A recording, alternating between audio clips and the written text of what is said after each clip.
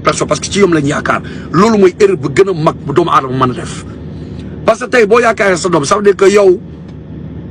maanaam yow gëmatoo sax yàlla yow ci sa doom nga maanaam da nga kaa jur rek di ko jox muy lekk muy naan léegi bu màggee nga def ko objet maanaam yaa koy teg pression mu dem liggéey moo xam bu demee bitim réew nga jël sa yaakaar bi yëpp teg ko ci moom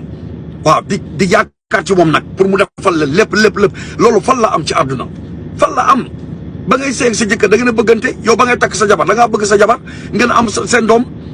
lay xew ci biir néeg bi kooku yow yaa ko gérer donc tey nga dem ba am sa doom moo xam te ni mooy le fruit de l'amour mooy maanaam mooy fruit yi nga xam te ni moom moo génn seen diggante moom la leen yàlla baaxee kon doom jooju da nga ko war a fonk da nga ko war a sàmm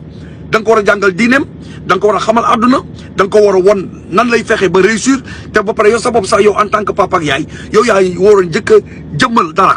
xale bi bu màggee fekk baayam ak ndeyam am na lu ñu jëmal ñoom ñu dox ci mais xoolal Sénégal ba mu daj boo xoolee sur 100%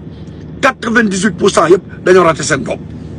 98 parce que ba léegi loolu lañ gëm ñun dañuy ndamoo nga am sa doom mu lay defal sama doom moo ma yóbbu màkk sama doom moo ma jënd oto bii sama doom moo ma defal lii moo ma tabaxal kër loolu man pour man ñàkk xam la ak ñàkk jom parce que hospitalité képp ko am